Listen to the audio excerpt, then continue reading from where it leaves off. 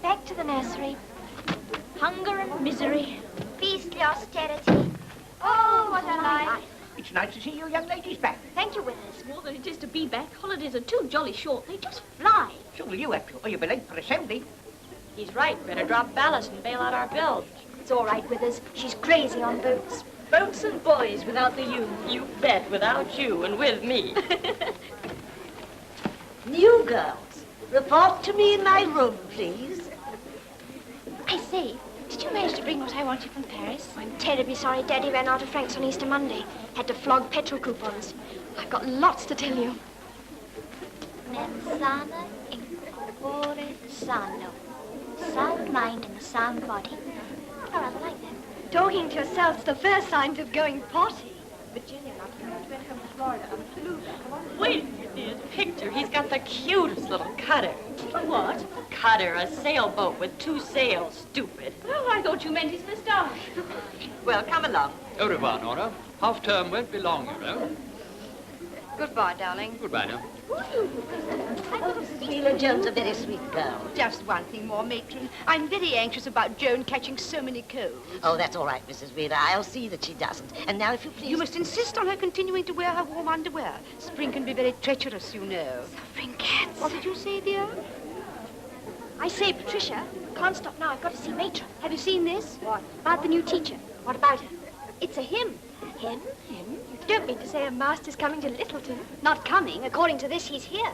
Miss Amelia Lightfoot having resigned, literature and art will now be taken by Mr. Arnold Dixon, Doctor of Literature, Bachelor of Arts.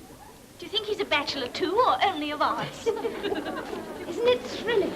It's probably as dull as ditch water. The only men they ever allow in this place have warts on their noses and bald heads. They say that masters are much more severe. Rot. My sister who's at Wallingham says they're much nicer. And you can do as you like. That depends upon what you like to do. I wonder how old he is. What does it matter what age he is? Men are all the same. Some squeak, some growl, some roar. But at heart, they are all very small boys.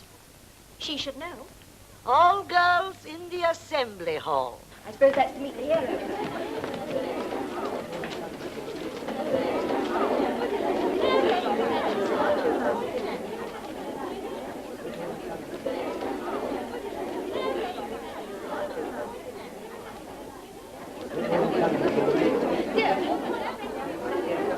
I'll let Tessa take off that hat.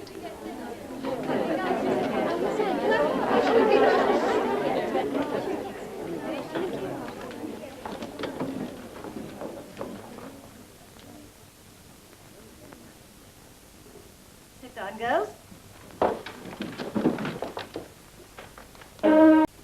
Well, I hope you've all enjoyed your Easter holidays and benefited by them, and that you're now ready to put the maximum effort into your work and games this term. I've asked you to come here this afternoon for a special reason, although, of course, the summer term doesn't start officially until tomorrow morning. Miss Lightfoot, as you know, resigned at the end of last term to take up a position abroad. And as Littleton is a modern and, I hope, progressive finishing school, we decided, as those of you who have looked at the notice board will have seen already, to introduce a master here in Miss Lightfoot's place to teach literature and the history of art. We have been exceedingly fortunate in securing the services of a very distinguished scholar who is well known as the author of several books on the old master. Those of you who were studying Italian art last term should certainly know his book on Botticelli. I sincerely hope that every one of you will take the fullest advantage of his teaching and accord him your wholehearted cooperation. Mr. Arnold Dixon.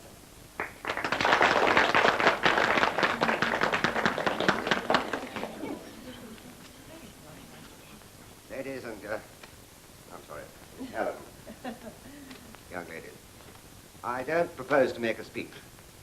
I only want to thank you for the welcome that you've given me.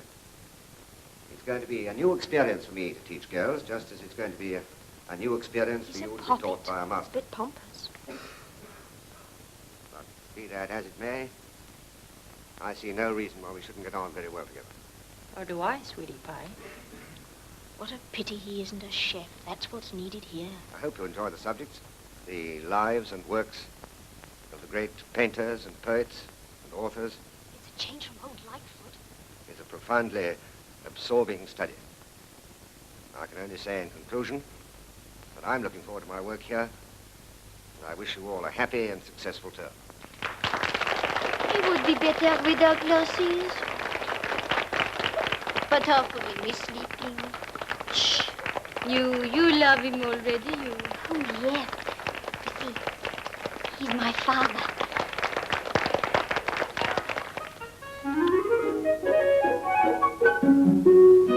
Good afternoon. Good afternoon. Good afternoon.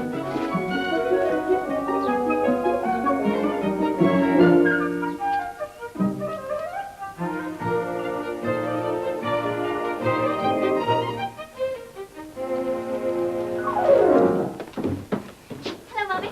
Hello, Helen, darling. Ah, I see my rival for your affections turned up. No damage, I hope? Oh, there's another scratch on the back legs. But the men swear they didn't do it. Oh, poor old Joanna. Oh, there are so many chips and scratches. Which is the new one, Mummy? That's what the men want to know. Oh, dear, I do hope you two aren't ravenous. But, well, really, I'm still unpacking. I say, Mummy, it's a lovely school. You should have heard the way the girls clapped Daddy. And so they should. Julie, be a dear, and go and put the potatoes on, will you? Righto. Oh, and Julie, while you're there, open a tin of baked beans. That is, if you can find a tin opener. Rightio. Righty-o, righty-o. Say very well or anything you like, but not righty-o. Sounds like a butcher boy. Okay. Okay. All comes from seeing too many films. Do you want the piano in there, Mum? Yes, yes, that'll be all right. Well, how did it go? Oh, all right. Miss Hallen introduced me, and I said a few words to them. Short, and I hope to the point, and they applauded politely. And you were scared stiff. Absolutely petrified. Ah, there's my chair. You know, this is a nice little place. I think we're going to be happy here. I have the same feeling. I love it already. Oh, thank you, now. For weeks, the old lady's been out for fair weather. And now with summer on the way, she has to go inside. Will you hang it up for me, Daddy? Somewhere near the front door. Hmm? Yes, later on, after dinner. Oh, you would have laughed, Mummy, if you'd heard the girls' remarks when they saw Daddy's name on the notice board, wondering what he was going to be like. Well, now they know. The girl next to me at assembly said he'd be better without glasses. What impudence without my glasses, indeed. You know, I think I agree with her. I've said so more than once. What else did she say? Nothing. Oh, something about you being half asleep. I don't know what she meant.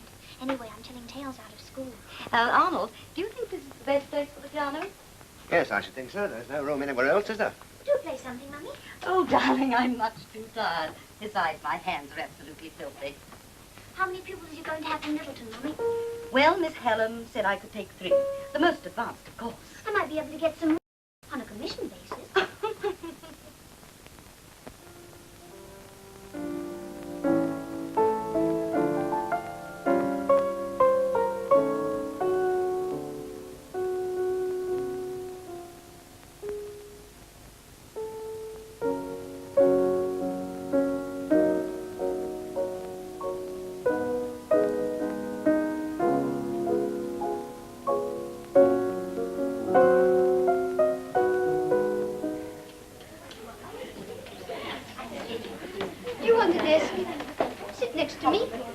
Someone sitting next to you.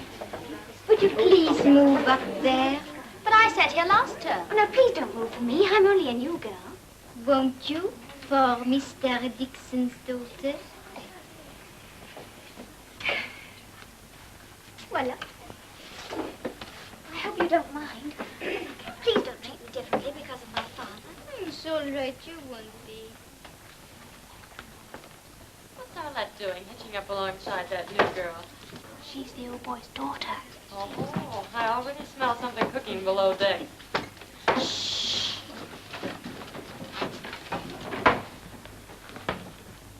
Morning. Morning. Sit down, please. Now, I have here a list of all your names. I think the best way for me to get to know you is for you to tell me your names when you answer my questions. I understand from Miss Hallam that you're accustomed to being called by your Christian names. As I've been teaching boys recently, I shall find that rather difficult to remember at first. One thing I should like to make quite clear. I expect you to keep order and discipline in class and not make me have to enforce it. And I hope you won't take advantage of the fact that I can't use the same disciplinary methods with you as I could with members of the opposite sex.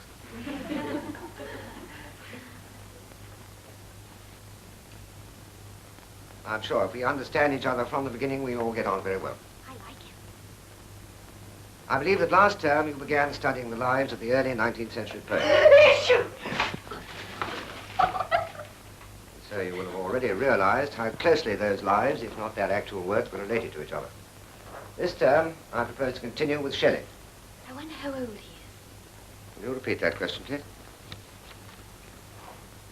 Now, if any of you have any questions, will you please stand up? First of all, what is your name? Ivy Morrison. I merely wondered how old Shelley was. If you mean at the time of his death, he was 29. My age is quite irrelevant.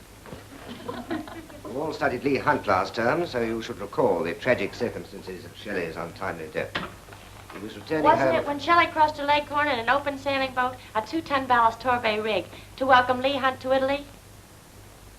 Yes. To be more precise, it was after he'd had a week's visit with Leigh Hunt in Pisa. He and his friend Williams were sailing home across the bay, and they were never seen alive again. Father named the boat Don Juan. Don Juan. What's your name? Arlette Tisserot. T-E-S-S-E-R-E-A-U.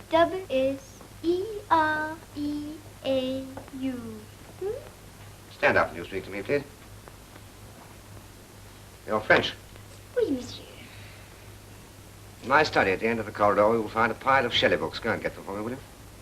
You expect me to fetch your books for you? I thought that a gentleman fetched things for a lady, not the other way about. No, the pupil fetches things for our master.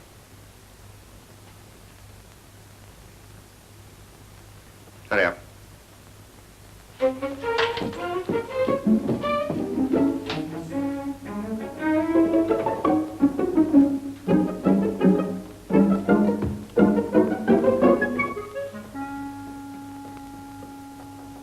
Come in. I've checked all the health certificates. They are in order. Thank you, Miss Sankey. Isn't Mrs. Dixon a beautiful pianist? I wonder how Mr. Dixon is getting on with his first lesson. No doubt it is most instructive for all concerned. What are you implying, Miss Sankey? I don't think it right that a man should be thrown in amongst a lot of young girls. Thrown in. Am I to believe you feel there's something immoral about it? I admit I have my misgivings about the experiment, Miss Hallam. In the past, whenever a visiting master has come to the school, a chaperone has always been present at the lessons. In the case of a music master giving a private lesson, yes. Mr. Dixon's position is quite different. And I want the girls to learn to accept him as a resident member of the staff, one of ourselves, who will, so to speak, share in their daily life and interests. It's up to you, of course, Miss Hallam, but isn't he rather young? Oh, come, Sankey. However susceptible schoolgirls may be, Mr. Dixon is a serious and studious married man with his own daughter in the school. Married, yes. But what kind of a woman? An ex-professional pianist who dresses more like a film actress than a schoolteacher's wife. I'm sure your fears are quite unfounded. Well, I sincerely hope so. We shall see.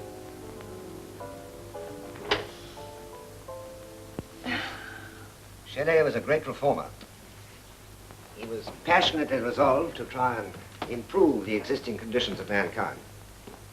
Perhaps no poet was ever fired with such a genuine inspiration. Leigh Hunt once described him as... Sir, which is Leigh Hunt's most famous poem? Well, I suppose one of the best known that you'll find in most of the anthologies is called Jenny kissed me. Oh, what's your name? Jenny?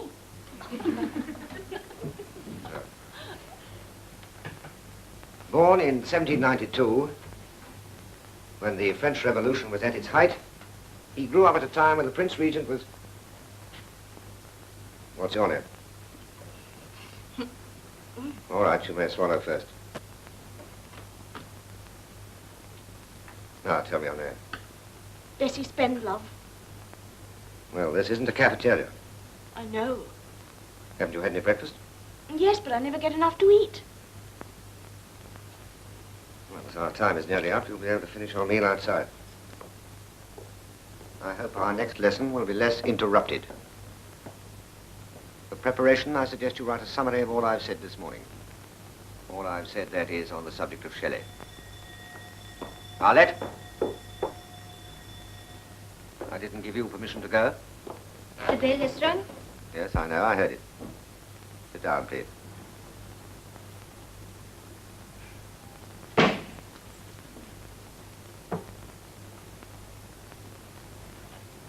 Thank you. You may go now. Arlette. I'm sorry. I thought you said your father was always in a good temper. He's really terribly kind and sweet. It's just that in school he insists on discipline. And out of school? Oh, you'd love him, really you would. But I think he hates me. Rubbish. You must come to our house one day and see him properly. Properly? No, no. But you must come to my house one Sunday. Next Sunday? Yes. We are friends. Of course. Good. There's one girl, a French girl. She's got to be handled rather carefully. If she was a boy, the remedy would be obvious and simple. A good sound spanking? No, she's conceited and spoiled and ultra-sophisticated. Or tries to be. Altogether rather disturbing influence. On the class, I mean. What's her name? Arlette Tessero. He's been very kind to me. I was talking to your mother. Yes, I know. I didn't mean to interrupt, but... Well, Arlette's really rather a nice girl, and... Well, she's from Paris. Well, that's no excuse for being impertinent. I don't think she's the kind of girl I like you to be friends with.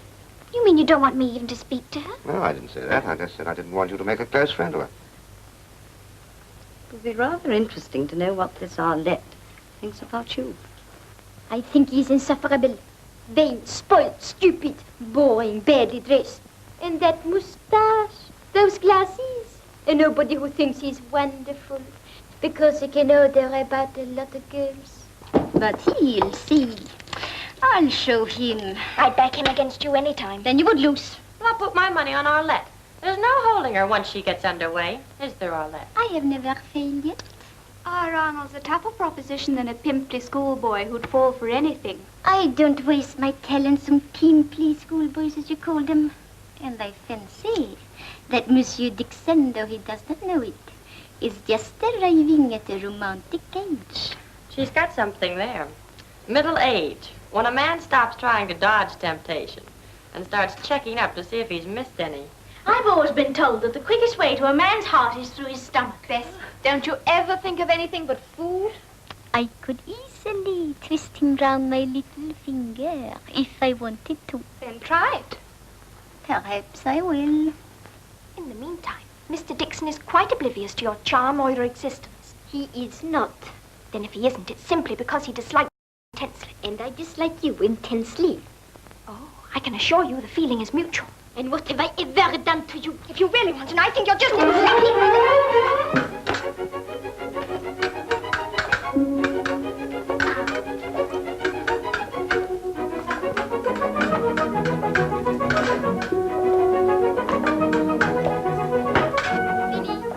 Arlette wins by 5 points. Arlette Tessero fences well, don't you think? Not bad at all. Her attack's better than her defense, though. You are interested in fencing, Mr. Dixon? Oh, I used to be a long time ago. You criticize my defense. Would you care to test it? Perhaps you can give me a hint or two. No, I'm afraid. Oh, don't be afraid. No, I was going to say I'm afraid my fencing days are over. All right, come on.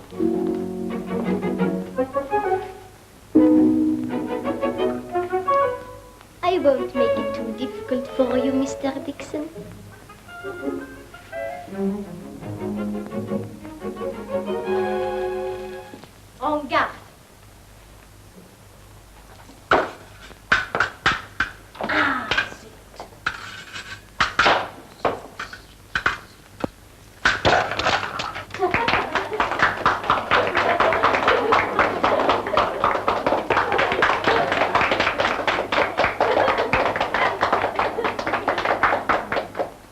I'm sorry about the interruption. Not at all.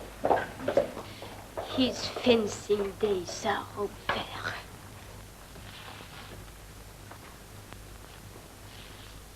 Who I got to thank for the flowers.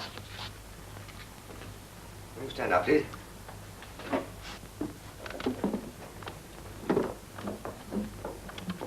Oh, I see. Well, thank you very much. You can all sit down.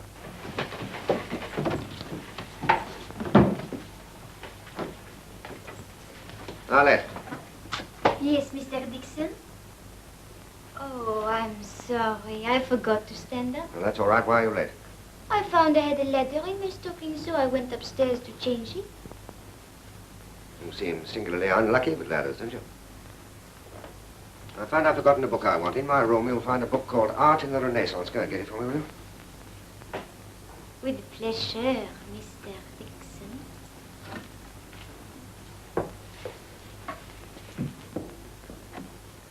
Well, to go on where we left off last time. Michelangelo was only 24 years old when he created what is perhaps the most moving, the most spiritually mature, the most beautiful of all his works. The Pieta, now in the Vatican. On a rainy day in Paris, funny how you came my way, sheltering in that small cafe, a vacant chair, and you were there on a rainy day in Paris,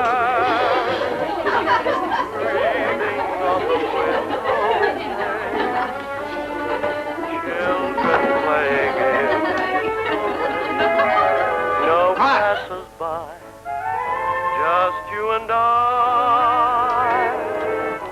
and then I am so sorry. I do not know who or how it could have done that. Why did you bring it into class in the first place? Because when we break at 11 o'clock, there is a talk on the home service. How to control the temper in trying circumstances.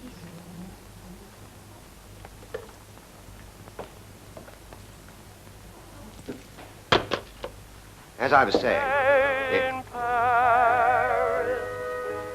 There must be something wrong with the switch.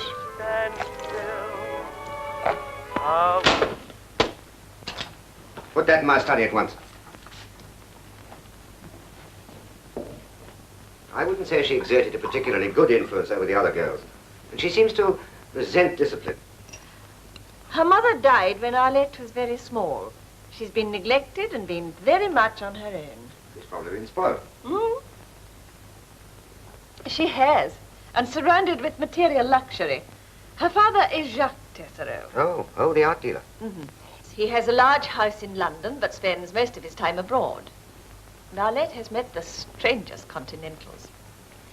You see, Tessereau is an entirely self-made man.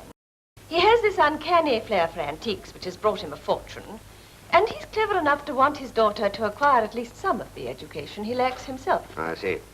So Arlette is now handed on to us. And I feel we must do what we can to help her. Try and make allowances for her, Mr. Dixon.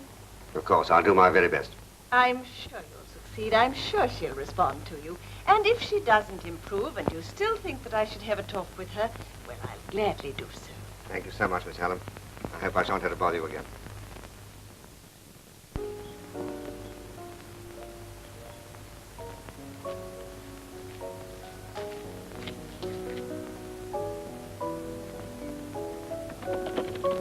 Nice day, Miss Gilson. It is.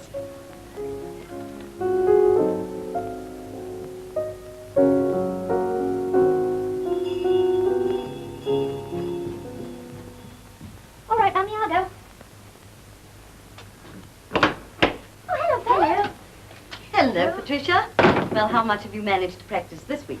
Only 2 hours a day, I'm afraid, Mrs. Dixon. And 1 hour of that devoted to scales and exercises? Oh, those awful Pictionary exercises. How my hands ache. I know, especially your little finger. Well, I think we'll have some tea before we get started. Thank you. Hey, Pat, I've been invited to Arlette's house on Sunday. Have you been asked? Oh, no fear of that. We're about as friendly as a snake and a mongoose. I don't know really why she asked me. You going, Julie? She lives in Mayfair. I've looked up a street in the guidebook. No, I don't particularly want to go, especially after that awful radio business in class. I can't make her out, Pat. She's beastly to Daddy, and then she asked me to her party. And if I refuse to go, it might make things even more awkward for Daddy. I can see that. She might think you were taking sides. I do think I ought to try and be friendly just for Daddy's sake. Does he know she's asked you? No, and I'm not going to tell him.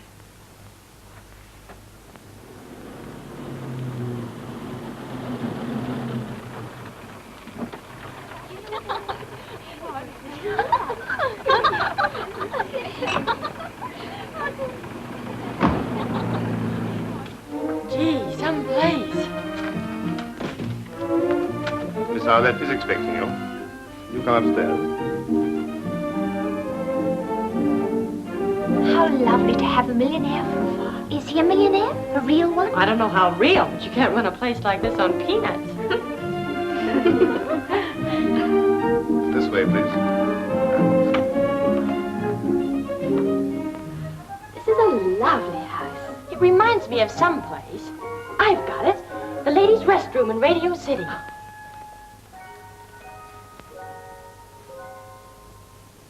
Hello, mes enfants. You are early. I haven't finished dressing yet.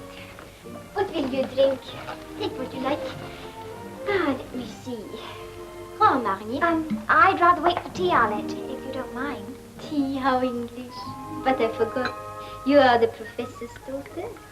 Good afternoon, Edges. Is Monsieur Desroy at home? No, sir, he's in Paris. We don't expect him back tomorrow night.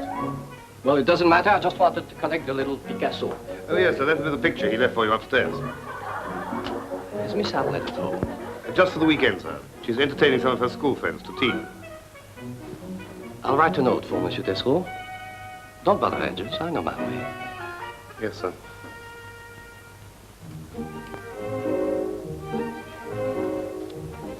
Are they your brothers? Brothers? I have no brothers. These are all silly young men who think they are in love with me. They amuse me. Or perhaps they really are in love with you. No, for then they would no longer be amusing. But Julie, it's terrible. You have no lipstick on, come here. I never use lipstick. Then you must start. Sit still. Ah, you have nice lips, you know. Doesn't your father like red lips? I don't know if he would like me. Perhaps he will change his mind anyhow. Who knows? Girls, come over here. Watch, I am turning this child into a woman. Takes more than paint to turn a rowboat into a yacht. Oh, she will learn. First she must look different.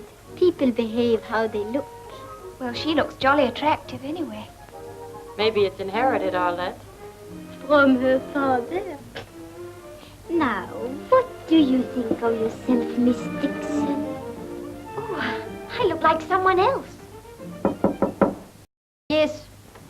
Dites donc, Arlette, j'ai une lettre pour vous faire. Oh, la, la, la, la, la. Henri, and who said you could come in here? You did, my sweet. I knocked and you said yes. Or does your yes mean no? No. No so often means yes.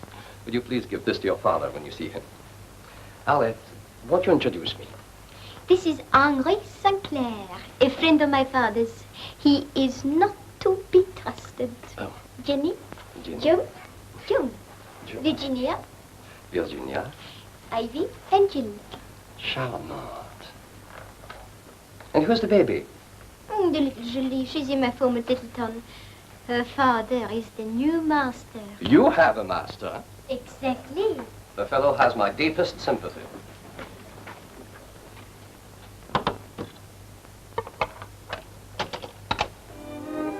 Julie, what does this tune remind you of? A very cross daddy. He should laugh more, your father. He is much too serious. Oh, but he's not. Only in school. But I have only seen him in school, so far. Come, Ivy. Let's dance.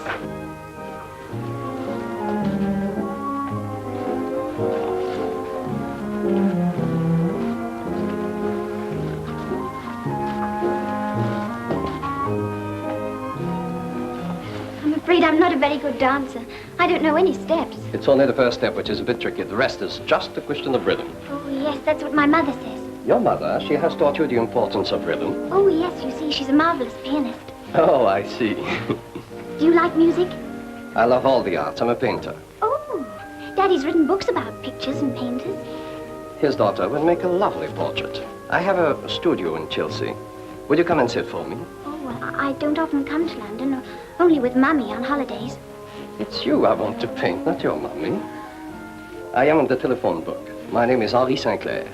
Sinclair, you know. S-I-N, like sin.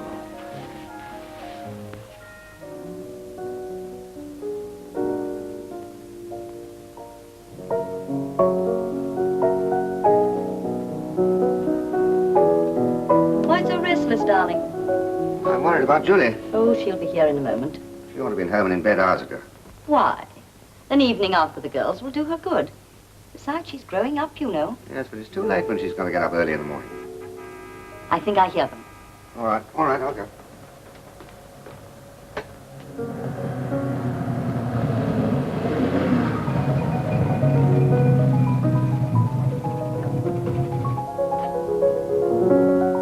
Cheerio, Julie. So, Daddy, mind you don't catch a cold. Bye, Hello, Mummy. Enjoy yourself, dear? Oh, yes, thanks, Mummy. It's certainly a wonderful house. Whose car was that? Arlette's, or rather her father's. You didn't tell me she was going to the Tesseract? I said she was going to a party given by one of the girls, which is perfectly true. But you seem to have taken such an aversion to this Arlette. Aversion? You mean you think I'm prejudiced? Oh, I know she's difficult in school, But you thought I was unreasonable. So you let Julie go without telling me. You don't know this girl, Helen. I do. She's not a proper friend for Julie. Daddy, now you're being unfair, which isn't a bit like you. I'm not being unfair. I'm only thinking of what's good for you. And what's all that stuff on your face? Nothing. Only a little powder and... Well, we were just playing about with Arlette's makeup, Daddy. What's wrong in a little makeup, anyway? You're too young, that's all. What sort of a party was this? I'm quite sure it was innocuous. I asked Julie. What sort of a party was this? It was a disgusting orgy, of course.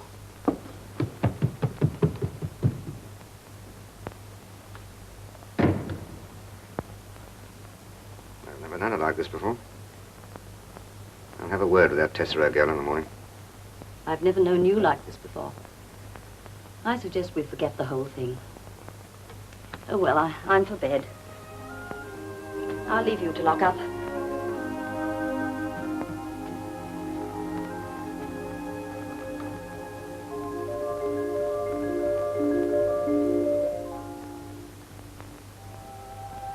Sorry we had a row. I'm sorry I went to Arlette's. I promise I won't go again. Friends again? Best of pals.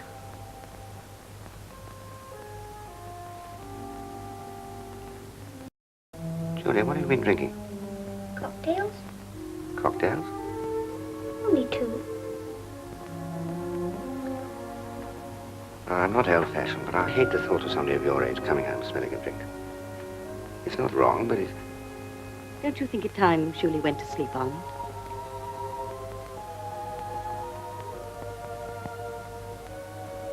I think she is asleep.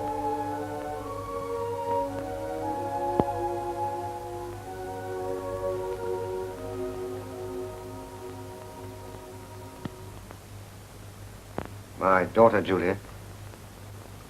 I believe you asked her to your home last night. Well, I'm afraid I was to ask you not to do that again. I understand. Is that all? Yes, that's all.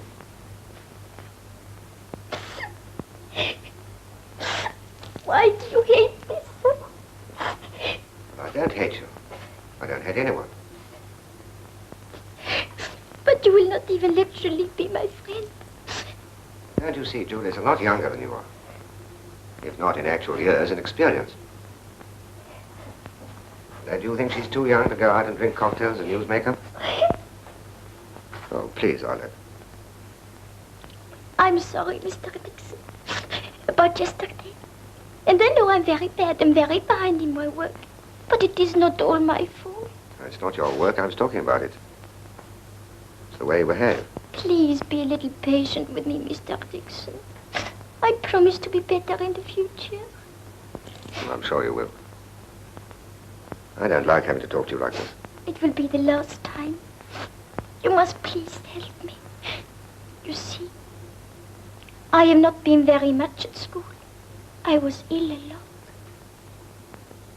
Oh, I'm sorry. Can we start again from now? All right, from now.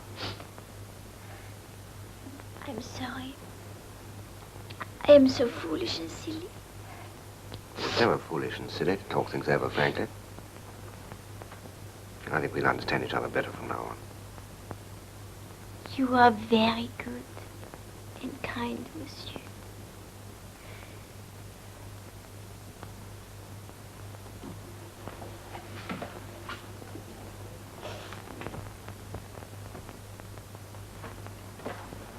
And these round for me, will you, Patricia? Yes. Thank you. Well, on the whole, I was very pleased with the essays. Particularly those of Eileen and Jill. Where's Arlette Tessero? She very late this morning? She went home this weekend and didn't come back. Oh, I see. Thank you. She wasn't well on Saturday morning. She told me she thought she strained her heart. Fencing. I'm sorry to hear that. Well, we've got a lot of ground to cover this morning, so let's get on with it. One of the contemporaries of Michelangelo was Titian. You are very good and kind, monsieur. Very good and kind, monsieur. He was taken to Venice by his father, where he studied under Giovanni Bellini. One of his fellow students there and his friend was Giorgione. And when Giorgione died in 1511, Titian finished some of his pictures for him.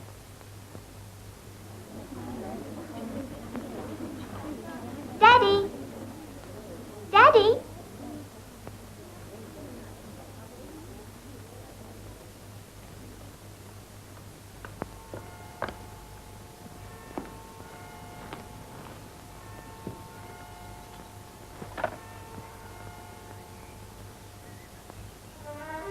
Who is that speaking? Oh, Mr. Dixon. I'm afraid that Miss Arlette is not well enough to come to the telephone. Is there any message?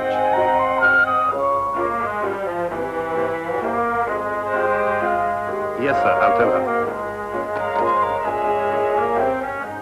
Mr. Dixon on the telephone. Did you tell him I was ill? Yes, miss. What did he say? He said he was sorry that you were not enjoying good health, and he wished you a speedy recovery.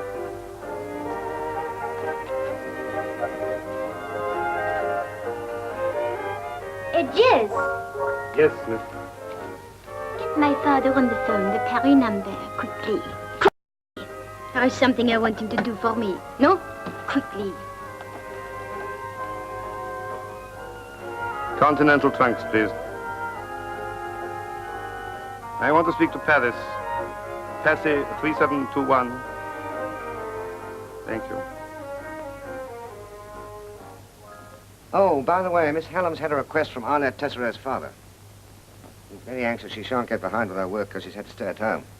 What's he want? He wants me to give her some private tuition till she gets back to Littleton.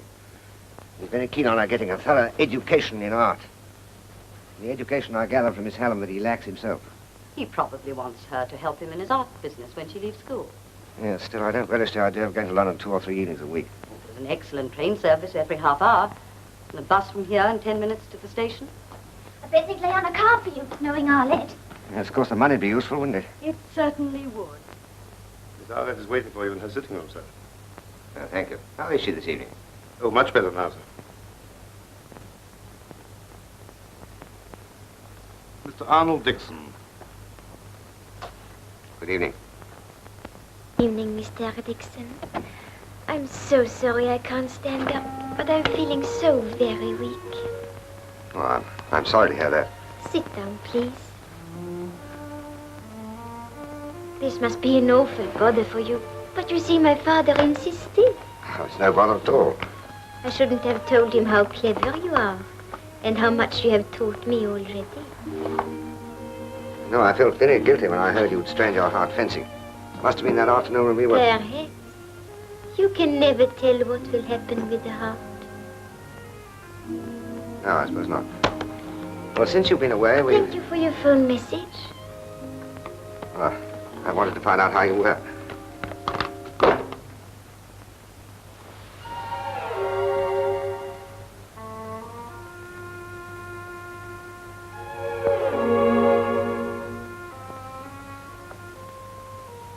Well, as I was saying, since you've been away, we've got on to Leonardo da Vinci.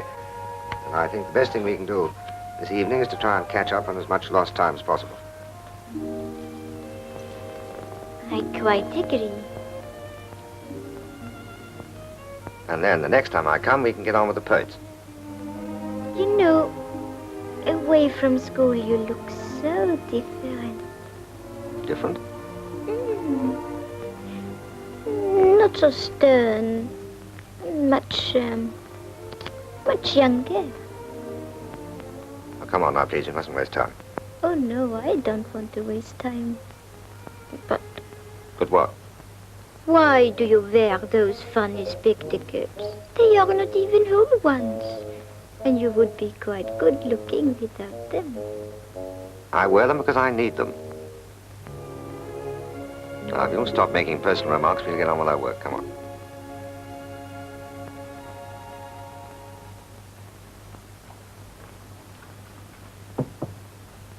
Well, dear, any news? Not much. Where are your glasses? In my pocket. Well, put them on, straining your eyes. Oh, do you know, I read an article the other day by an oculist. He said, the more you use glasses, the more you need them. It strengthens the eyes to need more. What a funny idea. Either one needs glasses or one doesn't, I should have thought. Well, Julie, you better hurry. Time's getting on. And you too, Arnold. Oh, Joe, yes. Come on, Julie, darling, let's go, shall we?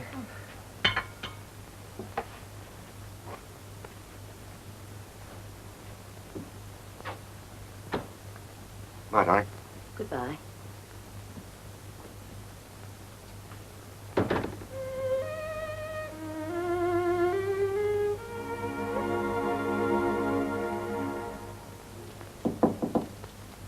Come in.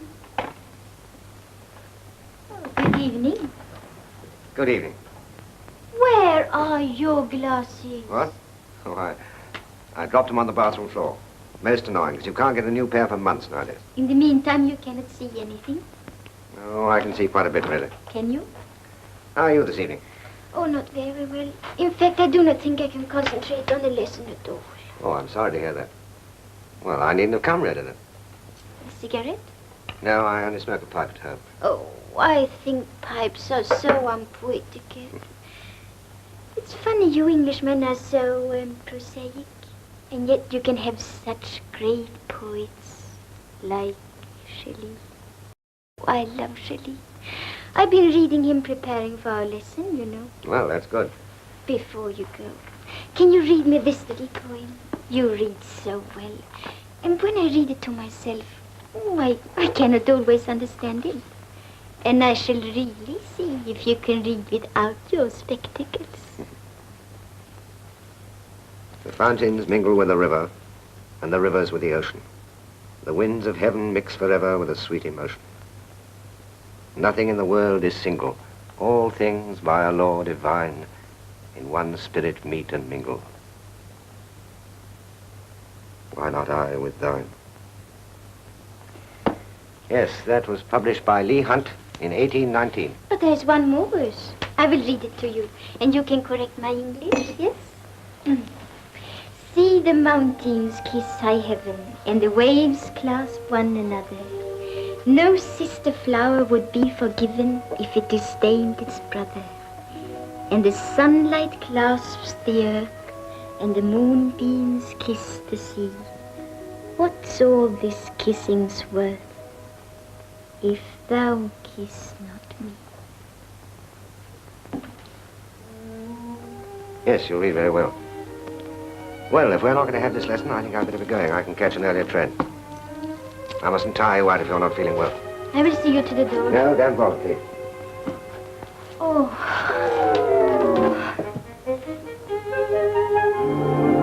Arlette. You all right? Oh, what happened? Would you like me to get you a doctor? Oh, no, I shall be quite all right in a moment. Please stay with me a few minutes. Oh, of course I will. I want to come back to school very soon. I'm so much alone here.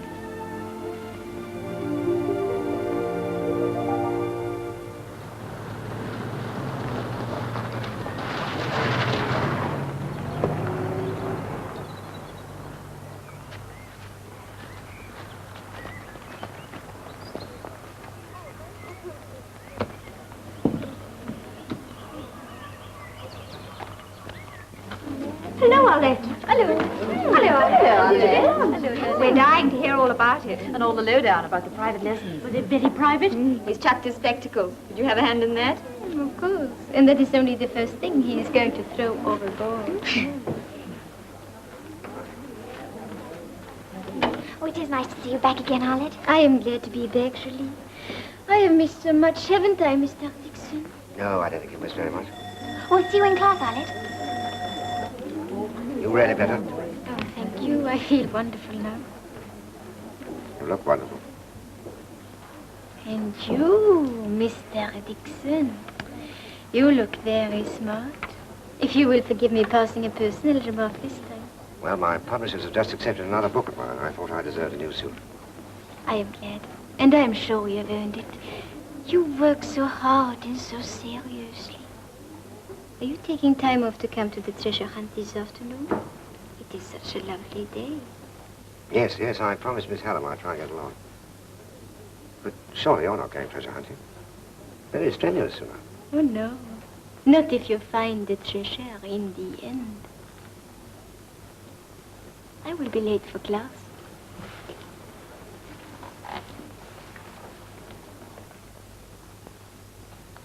Oh, well, lovely day. Makes one feel quite young again. Nonetheless, time marches inexorably on.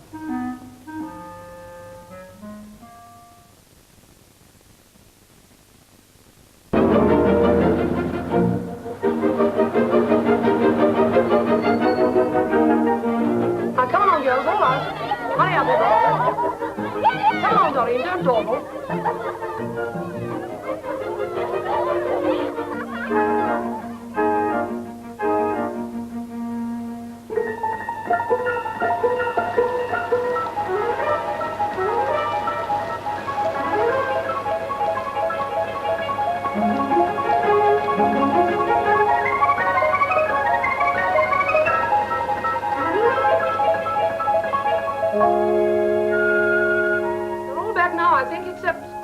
Virginia, Bridget, and Jenny. More rain coming, I think. I'll see if I can find them.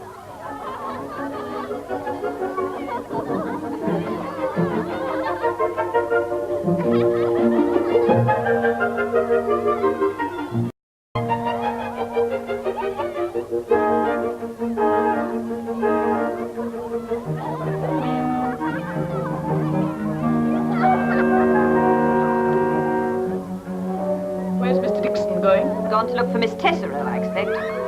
Hadn't you better go with him? Arlette's on her way back. She's with Jenny. Well, if she's with Jenny, that's all right.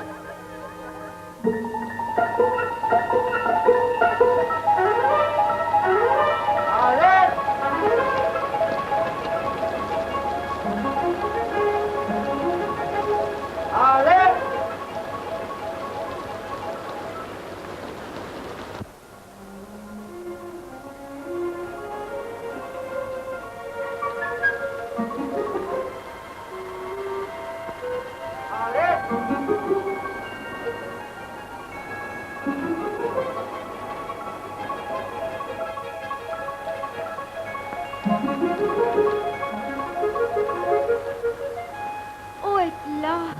You all right? I lost my shoe and sprained my ankle. You must be wet through. Not so much. I found this hut. I found you. Oh, Mr. Dixon. I'm so glad you come. I could never have got back. We ought to start back at once.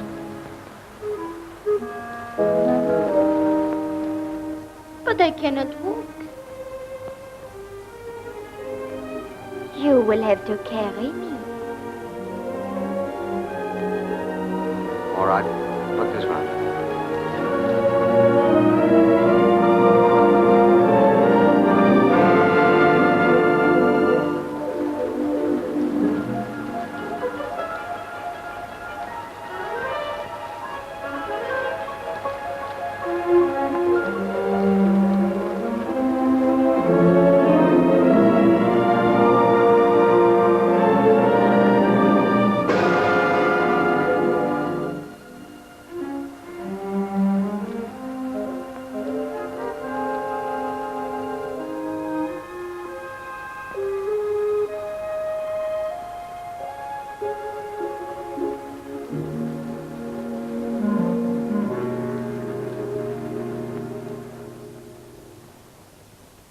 Dear, I hope they're not ruined. Just look at these shoes. I should think they can be written off as a dead loss. I hope you don't play Sir Galahad too often. Comes expensive. Well, it's not my fault if the wretched girl got stranded, is it? All right, you needn't snap my head off. What a pleasant perfume. I told you, I had to carry her back to the coach. Well, I'll go and get these pressed. Oh, you needn't look so horribly guilty, dear.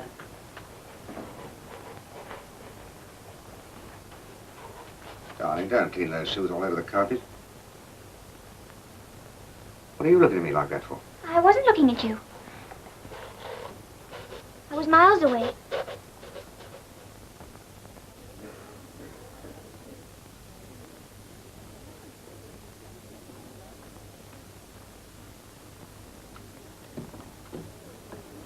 Do you see what I see? What's going on? Perhaps he's trying to see if our letter's also made of stone. Do you think he really has fallen for her? Fallen? Well, if he has, he'll come down with a big bang when he finds out it was only a joke. Hope the joke hasn't gone too far. We meet, we kiss, we part. What's all this talk about love? Is it such a great tragedy? For me it was pleasant, amusing, yes. But now I want to forget. That won't be easy. Why not? Because to me, at any rate, this is real. What was real yesterday is not real today, and will not be real tomorrow. I don't understand you. I'll let. Don't, you are hurting me.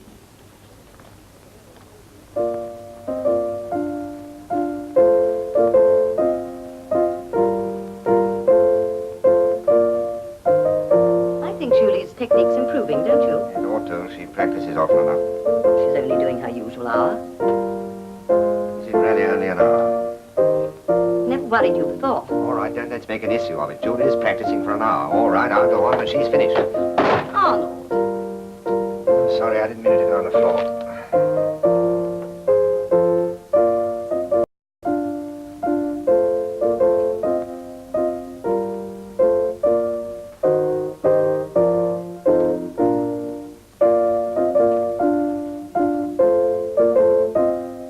Julie, you better stop now and go and have your bath.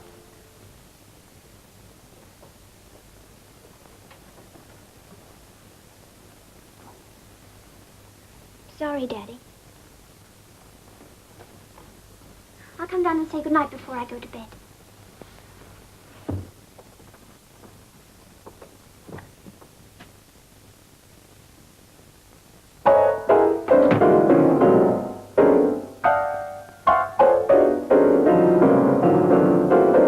For heaven's sake!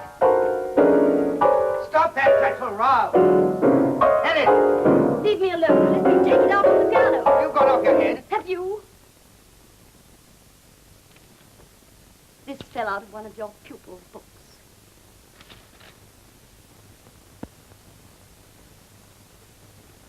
Well, it's just a silly joke. Silly, yes. Joke, no. It's pretty obvious to somebody that although you don't consider Arlette Pesaro a fit friend for Julie, you find her company congenial enough. Well, if you want to make a fool of yourself, go ahead. I gave up my career to marry you, and I can always go back to it. So don't worry about me or Julie. Helen. Forget us. But for heaven's sake, think about yourself. Arnold, remember your career, your books, your position. Don't let a ridiculous scandal ruin everything you've worked for.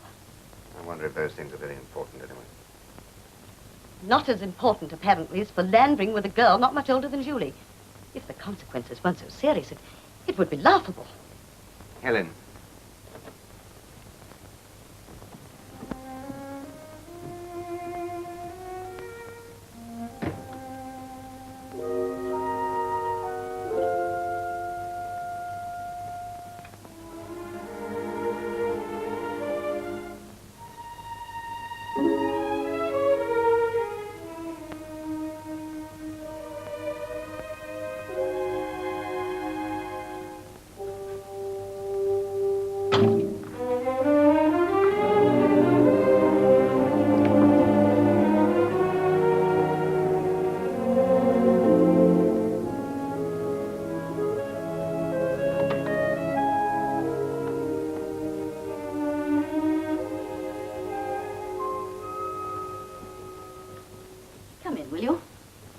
I want to talk to you, and I'll come straight to the point. Mrs. Dixon, if you have heard any stupid gossip, there is nothing in it. Of course, there's nothing in it. How could there be? Why could there not be? Why? Well, you're only a child. I'm not a child. I'm 18. And I assure you, Mrs. Dixon, that I am not interested in your husband. You should not fear. Fear? What a foolish girl you are. I could go about with him, you know, if I wanted to. Go about with him? If I wanted to. My dear child, do you really believe a man of his ability and perception could possibly be serious about a silly little girl like you? Now, you go back to school. You know I really should put you across my knee and give you a good spanking.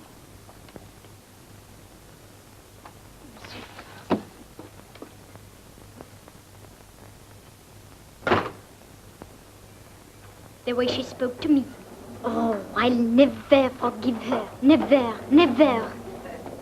Did she bear down on you at full sail? She said I was a child and threatened to give me a good spanking. How dreadfully funny. She is a fool. She has made a great mistake. But I bet you give her Arnold the cold shoulder from now on. I had intended to, but now. Now what? A wife should never underrate another woman. I will prove how quickly I can take her dear Arnold from her when I really try. Now, if a man wants to keep his shop open till midnight, or all night for that matter, like they do in New York, I say he should be allowed to... Have you any cigarettes? Yes, sir. I think I could manage to find you 20. Thank you very much. There we are, sir. Thank you. Given up the pipe now? Well, just for a change, you know. Well, as I was saying, sir, I'm a great believer in private enterprise. It was private enterprise that built up the empire. Well, look here, good afternoon. Good afternoon, sir. As I was saying to this gentleman, if a man wants to keep his shop open till midnight, or all night for that matter, he should be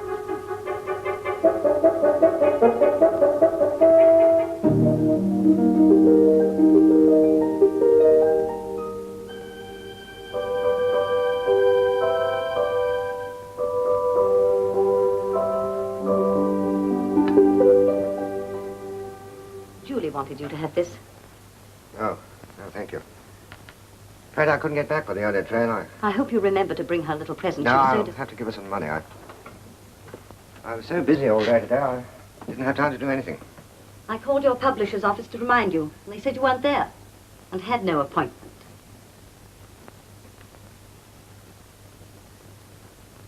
You've been with that girl, haven't you? Yes, I have. Oh, I was going to tell you anyway. We've always been such friends, you and I, Helen. I I can't stand all this lying and deceit. I'd rather do anything than hurt you and Julie. Anything but give her up. Does she imagine she's in love with you? I don't know. If she isn't, why'd she want to go on seeing me all the time? And you?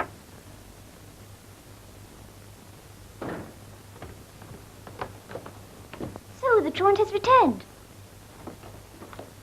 Oh, you haven't eaten my piece of birthday cake yet. You are mean. Fancy having to take yourself off to see your wretched publisher today, of all days. We had a lovely party. That's right, now you start.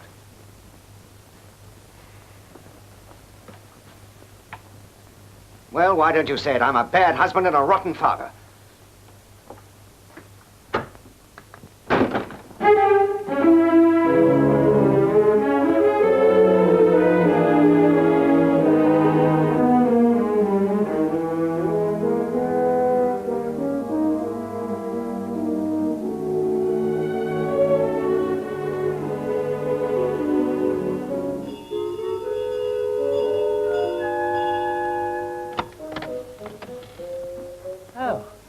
Is it?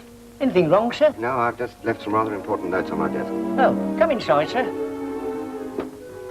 I'll put the lights on in the form room so she can find it. Thank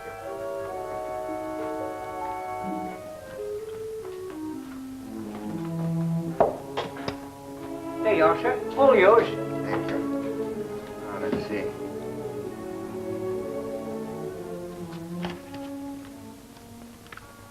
Funny, they don't seem to be here. I think I must have left them either Miss Soper or Miss Tesserow's prep book. That's right, I remember now. I was interrupted. Could you get them for me with us? Well, the young ladies will be upstairs by now, I expect, sir. But light shirt isn't for another hour. I'll see if I can find them. Thank you.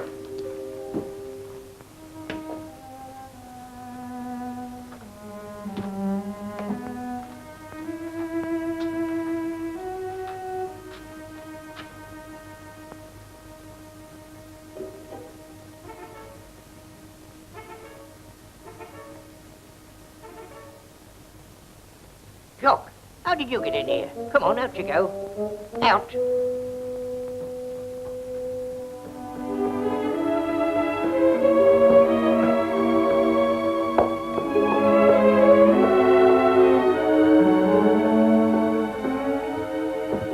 Close the door. I was hoping you'd come down. I had to see you. What is it? My wife knows. Knows what? About us. I had to tell her. Oh, no.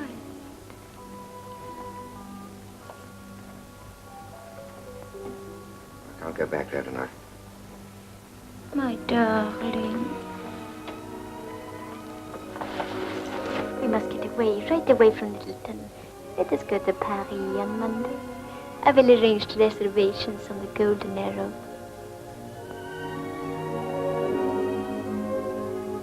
I will arrange everything.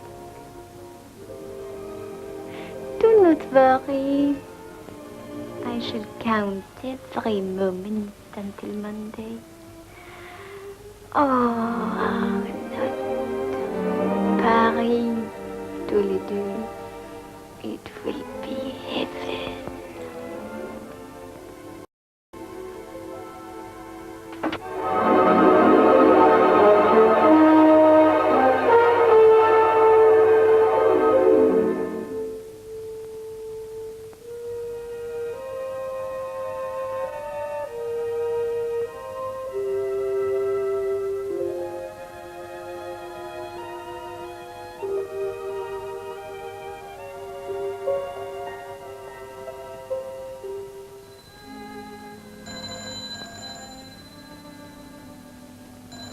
Hello? Hello, yes. Yes, this is Mrs. Dixon. Oh. Good evening, Miss Hallam. I'm afraid he isn't in yet.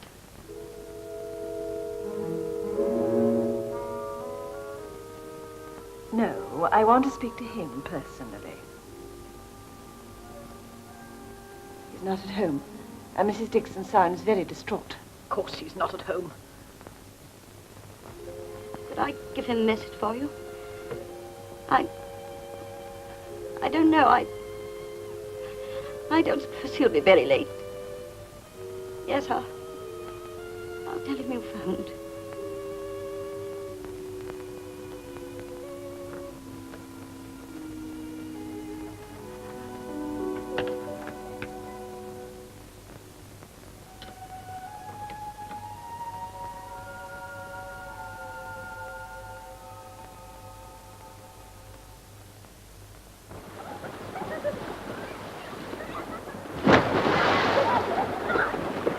Gosh, that was lovely. Isn't the water warm today? What's the matter, Julie? Nothing, Pat. I'm fine. Don't fib. Have you been crying? No, my face is wet through swimming. Swimming my foot. Come on, tell me all about it. Well, it's just that I think I'll be leaving Littleton soon. And I've loved it here. Leaving? But why? Because my father... He'd left the house, Pat. Oh, don't breathe a word, will you? Oh, no. Of course not. Oh, Julie, has it really come to that? We've always been so happy, we three. I expect he's just lost his head. They always say it's the serious sort of men, most likely to fall for a pretty girl. I wish there was something I could do. Pat, Hmm? has your sister got an evening dress? I expect so. Why? Well, do you think she'd lend it to me? I could ask her. And supposing I wrote a letter with my left hand, do you think anyone would recognize my writing? Well, I shouldn't think so. Julie, have you gone crazy? No, but I think there's something I can do.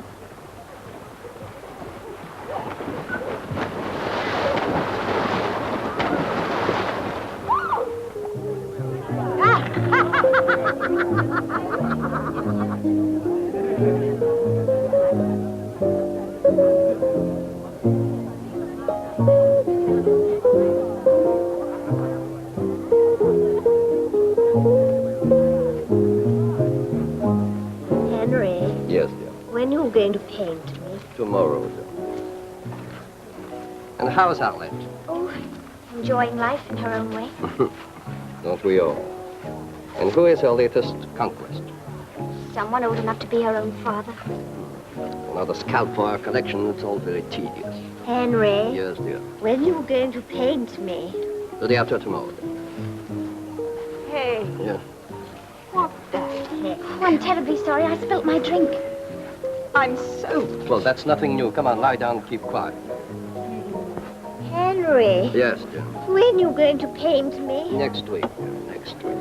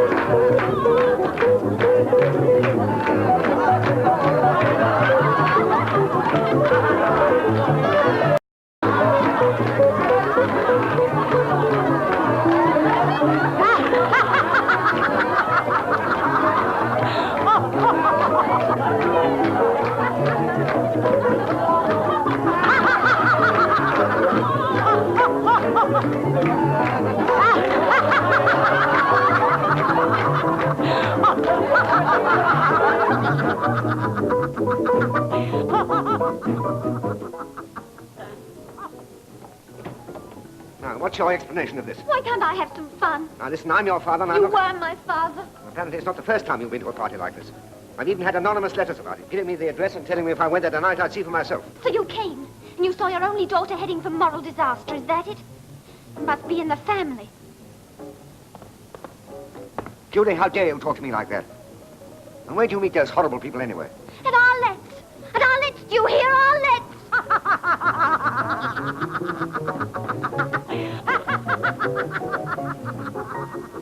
Oh, So do you think she's too young to go out and drink cocktails and use makeup? Oh, please, Olive. I'm sorry, Mr. Dixon.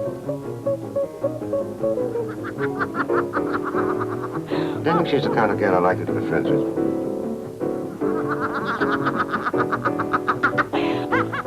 No, the pupil fetches things for our master. No, she's vain and spoiled and ultra-sophisticated.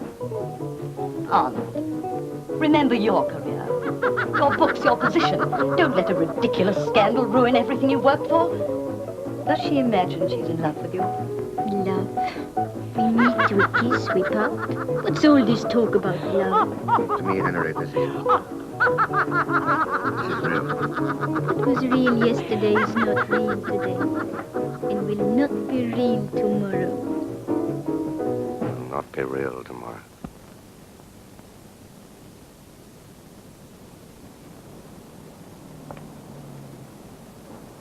What did you say?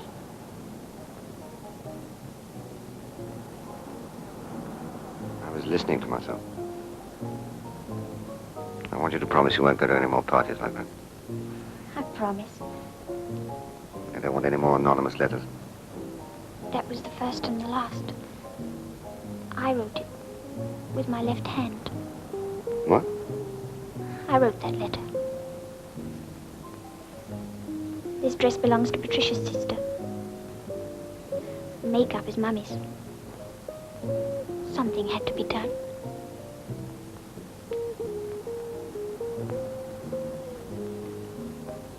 I won't say it again, I promise. Let's go home, Daddy. All right. First, I must go and tell Arlette.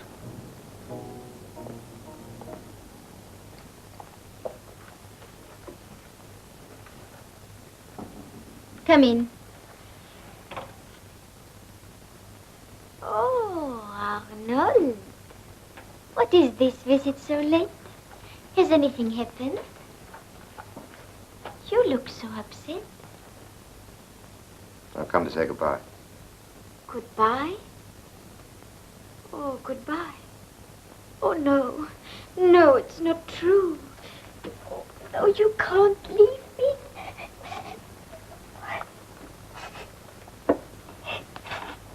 Try and understand, my darling.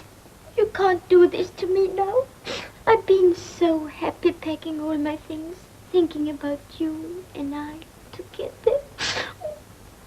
I know, but listen to me and do try to understand. If we went away together, I couldn't make you happy because there'd always be a shadow between us. You can't run away from your responsibilities as easily as that. You can run away from me easily enough. No, it's not easy. I think it's the hardest thing I've ever done.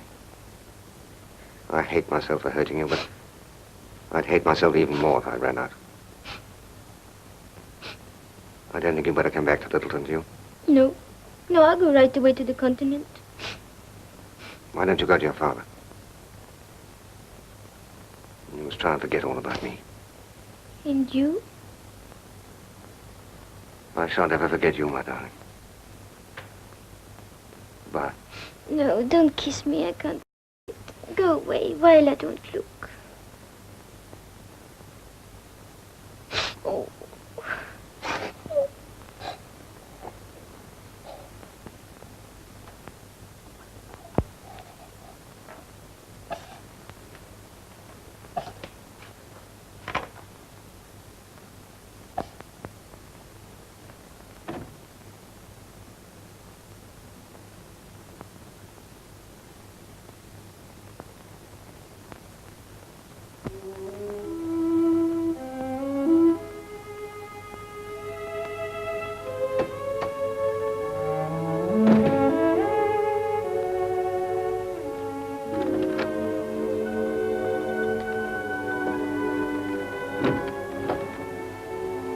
Is everything all right, Daddy? She's not coming back to Littleton. Why don't you go out and say goodbye to her? Me? All right, Daddy. if you'd like me to.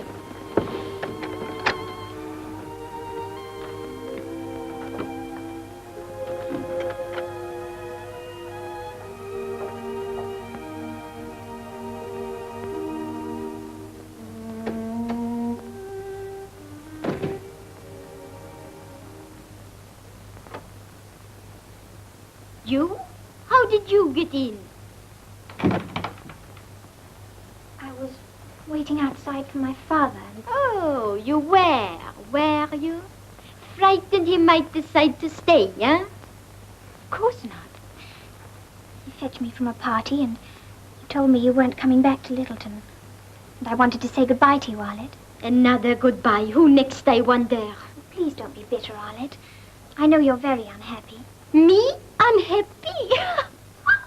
But you wanted to go away with him. You little fool. Did you really think I was going away with your precious father? Of course I wasn't. I don't believe you. What do you think I want with a man more than twice my age? And on top of that, one of the stupidest and dullest men I know. How dare you say that about my father? And there's no need to pretend or tell lies.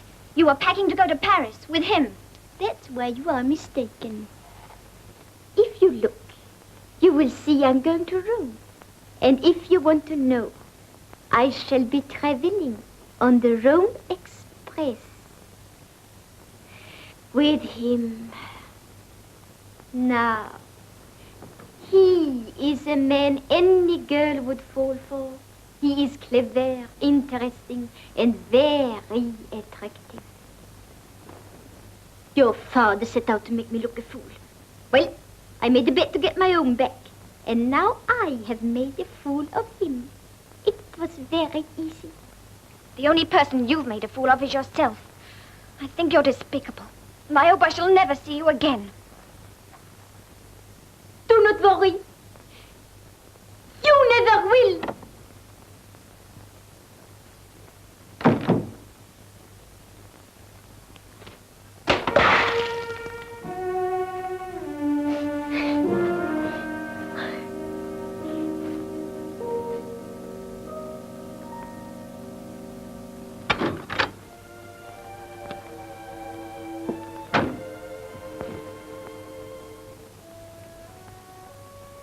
Perhaps I oughtn't to have asked you to go up and see her. Oh, I'm glad I said goodbye to Arlette. Did she say anything?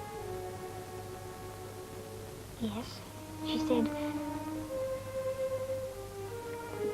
said you were a man any girl would fall for. Clever, interesting, and very attractive.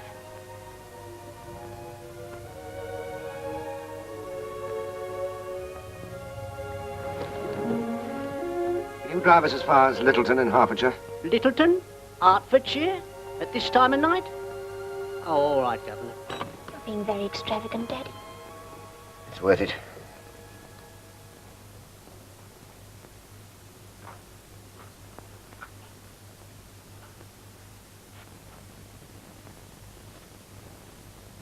Helen, darling.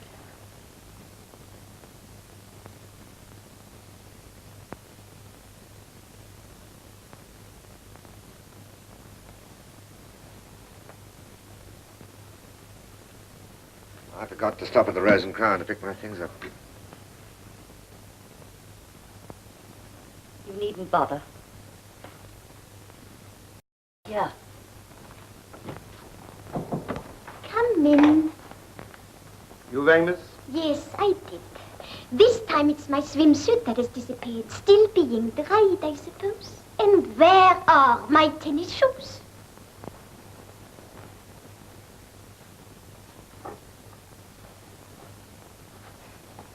Will that be all, miss? Yes. No. Well, no, I've forgotten what it was anyway. What kind of servant are you? Throughout the many years it has been my privilege to serve Mr. Tesserone, whom I consider in many ways my superior. I have always endeavored to tolerate his abominable daughter, but I fear without success. I have avoided putting my thoughts into words, but I think the time has now come when I may permit myself the liberty of saying that you ought to be put across somebody's knee and spanked hard. Furthermore, if it did not involve a certain loss of dignity on my part, I would not hesitate to do it myself. Good night.